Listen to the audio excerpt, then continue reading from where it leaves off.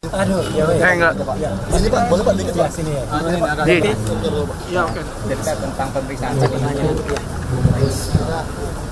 Ini aja Pak. Oke, santai aja. Pancing pertanyaan. ya yang ditanyakan tadi apa sih? Ya, oke. Boleh Pak, ini terkait dengan pemeriksaan hari ini atau klarifikasi hari ini. Ya, jadi alhamdulillah sebagai warga negara yang baik dan didampingi oleh sahabat-sahabat semuanya, saya tadi menjalani klarifikasi, undangan klarifikasi yang pertama pada hari ini Kamis ya 15 Mei 2025 dengan surat yang memang sudah saya terima baik secara fisik maupun secara elektronik ya, jadi saya harus datang.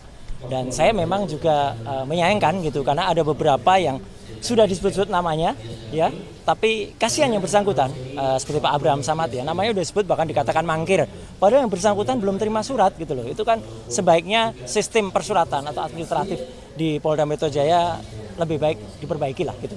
Jangan sampai kemudian mengorbankan teman-teman yang sudah disebut-sebut tapi ternyata belum ada, termasuk juga Bang Resmon ya, sudah disebut-sebut tapi ternyata belum ada suratnya. Nah, jadi klarifikasi saya tadi alhamdulillah berjalan cukup lancar dari jam 10 sampai dengan ini di break jam 12. Saya apresiasi kepada Polda Metro ya karena memberikan kita kesempatan yang sangat baik untuk melakukan sholat zuhur bersama-sama, dan saya tadi bisa ikut di sini dan juga nanti kita diberikan waktu untuk kemudian lunch gitu. Nah, saya sendiri tadi ya sudah sampai pertanyaan ke-24 ya gitu, dan sudah sampai ke pertanyaan-pertanyaan yang lebih banyak soal identitas tadi gitu. Karena ketika ditanyakan yang lain, saya strict dengan Polda Metro ya. Polda Metro memberikan saya surat undangan untuk peristiwa tanggal 26 Maret tahun 2025 ya. Harusnya itu pertanyaannya. Jadi ketika ada pertanyaan yang lain ya saya keberatan untuk jawab. Itu hak loh ya. Hak warga negara sesuai dengan Undang-Undang Dasar 1945, itu hak yang paling hati untuk kita menyampaikan apakah undangan atau pertanyaan itu sesuai dengan enggak. Ketika pertanyaannya tidak sesuai dengan suratnya ya kita harus menyatakan keberatan. Yang kedua adalah lucu, dalam undangan itu tidak ada juga siapa terlapornya. Padahal kan sudah disebut-sebut di mana-mana sudah ember tuh ya.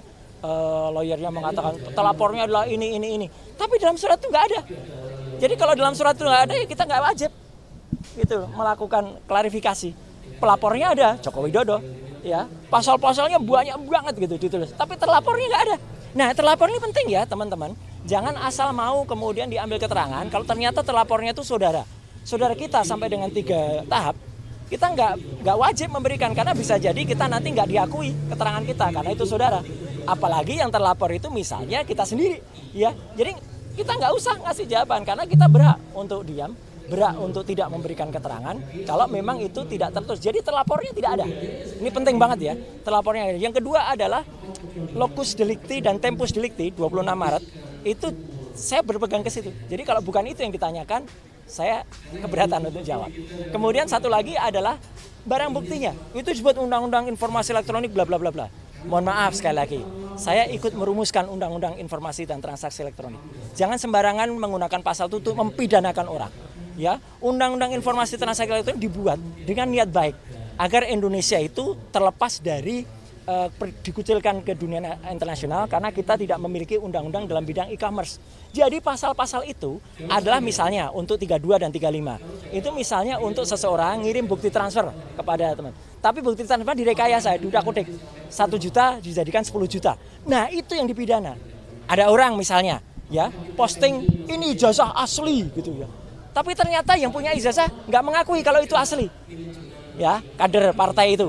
Ya, dia yang harusnya bisa kena itu. Dia bisa kena 8 tahun atau 12 tahun. Sedangkan Dr. Resmon, Dr. Tifa, saya tidak melakukan apapun terhadap barang elektronik. Dan yang penting apa? Barang elektroniknya nggak ada. Jadi dokumennya saya tadi tanya, mana dokumen yang dilaporkan? Nggak ada, Pak. Loh, kalau nggak ada ya gimana penyidik? Gitu loh. Kenapa nggak ada dokumen elektronik? Ini Undang-Undang Informasi dan Transaksi Elektronik. Pasal 5 ayat 1-nya harus ada dokumen elektronik. Jadi kalau dokumen elektroniknya nggak ada, sama saja dengan kita tiba-tiba Bang Rustam ini tiba-tiba dituduh melakukan maaf ya pembunuhan, tapi mayatnya nggak ada. Gimana bisa dituduh beliau melakukan pembunuhan? Bahkan kalaupun ada mayatnya diperiksa dulu, diforensik dulu, benarkah mayat itu terbunuh atau dibunuh? Kalau Bang Rusman tiba-tiba ngaku aja saya mau, ya kasihan beliau dong. Jadi saya ngajak teman-teman untuk lebih berpikir ya, termasuk juga penyidik ya, jangan Anda mau ya diminta untuk mencantumkan pasal-pasal yang bukan peruntukannya gitu loh. Jadi tiga itu yang kemudian saya pertanyakan, ya diselundupkan pasal itu. Jadi sekali lagi teman-teman, saya tetap mengapresiasi Polda Metro dan saya cepat ya jam 10 tadi itu sudah 24 pertanyaan. Ya kalau rata-rata pada sampai 40-70 ya insya Allah nggak sampai sore ya atau nggak sampai malam lah. Mungkin sore nggak apa-apa lah kami ngobrol-ngobrol sambil ngasih kuliah kan nggak apa-apa. Gitu. Jadi kita ngasih kuliah tentang undang-undang ITE tadi di dalam itu. Ini naskah akademiknya gini. Ini harusnya pasal ini digunakan. Oh siap bang. Itu. Jadi itu yang benar, jangan asal mau kita dipaksa. Orang itu harus tahu hukum, tapi jangan sampai orang itu kemudian dipaksa untuk menjalankan hukum yang tidak pada semestinya. Itu saya kira. Pak Roy, ini kan tadi kan juga disebutkan di tanggal 26. Sebenarnya apa sih yang terjadi? Karena kan sebelumnya kemarin Pak Michael juga sempat ditanyakan tanggal 26 itu apa sebenarnya yang terjadi, Pak? Saya tidak berhak menjawab tanggal 26 itu apa. Nanti saya dikira ST. Yang jelas tanggal 26 itu saya sedang melaksanakan buka bersama ya di rumah makan Oma apa gitu ya. Itu kegiatan saya. Ya, yang lain ya saya nggak tahu, silahkan penyidik tahu. Yang jelas saya tanggal 26 itu kita lagi buka bersama dengan komunitas otomotif saya. Itu di rumah makan di daerah Kemang. Silahkan diperiksa di situ. Kalau ada CCTV saya cek di situ. Tapi perkara apa yang terjadi silahkan ditanyakan ke yang lain yang tahu. Saya keberatan untuk menjebak teman-teman yang lain. Nggak boleh juga kita. Kita tuh di situ diajak jujur tapi juga harus cerdas. Jangan kita jujur tapi malah nyeret-nyeret yang lain. Gitu loh. Ya, jadi saya juga ajak jujur ke kepolisian. Ya, kalau pelapornya ada, terlapornya nggak ada, gimana ini laporan? Bisa, gitu ya. Oke, saya kira itu ya, Mas. Terus ini Pak, untuk kasus dari 26 Maret kerap disebut lagi. Saya belum sampai pertanyaan itu. Jadi nggak ada. 26 Maret tidak ada dia, Ya tidak sudah. ada Dokter Tifa, tidak ada Dokter Syanipar. Ya. Tanggal 26 Maret. Ya udah. Itu jelas. Itu jelas ya. Jadi saya buka bersama tanggal 26 Maret ya. Oke, makasih.